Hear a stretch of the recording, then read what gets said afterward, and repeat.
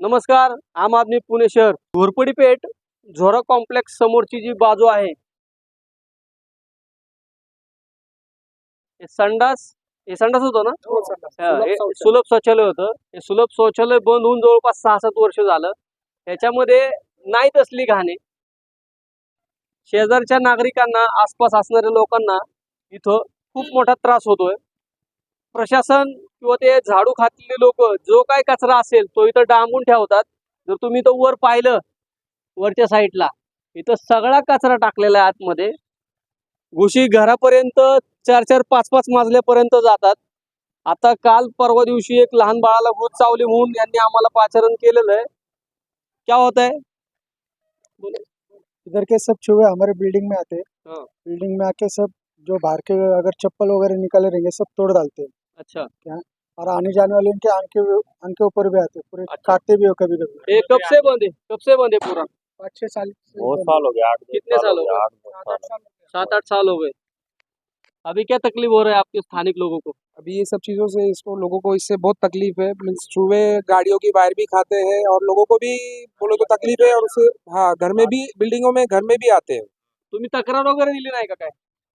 तक्रार 50-60 हजार रुपये वायरिंगचे जळाले, सगळे घुसांनी खाल्ले आणि अजून एक लय प्रॉब्लेम येतात. पोरांना चावतात, रात्री इथं तिथं बसतात, कुत्रं बित्र येतात आणि सारखेच इथंच कचरापेटी चालू केलेली आहे. सगळे इथे हे कचरापेटीच बंद करायची इथे टोटल. आणि माणसाला खूपच त्रास आहे गाड्यांचा. हे वायरिंग, हे एवढी मोठी वायरिंग आहे इथं. तर स्थानिक नागरिक जे तिथं जमा झालेले आहेत सगळे, आपण ते तरी उठवण्याची मागणी करू. आपण तिथली घाण वगैरे काढू, हे पण स्वच्छ ठेवायला हवं. इथं कचरा साचला नाही पाहिजे. संध्याकाळी कोण नसतं का इथं? ह्या पॉइंटला कुठला माणूस नसतो. 7 वाजता कचरा टाकायला पण आला ना, त्याला सांगायला फक्त आमचं काका असतं बघा. आधी सगळ्यांना ओरडते, कचरा नको टाकू बघा, आता टाकलं.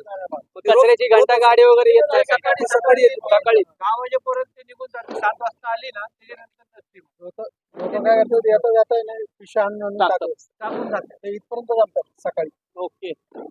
तुम्ही मुकादमाला वगैरे कधी सांगितलं नाही का? सांगितलं त्याला, ते म्हणलं आम्ही काय करणार बोले, आम्हाला सकाळची ड्युटी होती, रात्री कोण नसतो म्हणे. तर त्यांनी असं सांगितलं.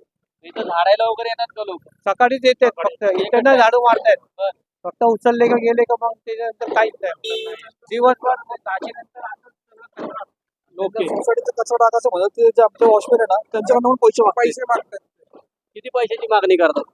1500 रुपये, 2000, 3000 प्रत्येक माणसांची त्यांचे पैसे घेतात ते. प्रत्येक इथं केटरेस वाले, इथं वर्कशॉप वाले सगळ्यांकडून पैसे घेतात ते.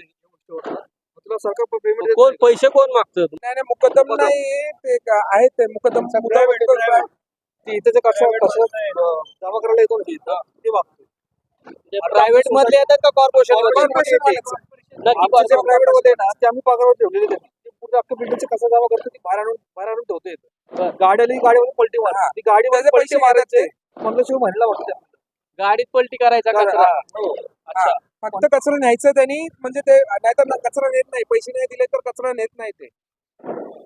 हो, असं खरं घडतंय का? नक्की खरं समोर. तर आमची महानगरपालिका प्रशासनाला विनंती असेल, अशा प्रकारचा जर घोळ किंवा नागरिकांना त्रास देण्याच्या हेतूने जर हे होत असेल तर हे कुठेतरी थांबलं पाहिजे, हीच आम्ही विनंती करतो. आणि इथं जे काही कचरा साचलेला आहे तो विनंतीपूर्वक उचलावा. आणि ही जी काही घाण होतीये, इथं 2 टाइम कचरा उचलण्यासाठी नियुक्त्या कराव्या. संध्याकाळची लोक येऊन इथं कचरा टाकण्याचं प्रमाण जास्त आहे. समोर आसपास कचऱ्याला कुठंच पेटी नसल्यामुळं किंवा कचरा सकाळी संकलित होत नसल्यामुळं संध्याकाळच्या वेळेत ते संकलन ही करावं, अशी आम्ही विनंती करतो. जय हिंद.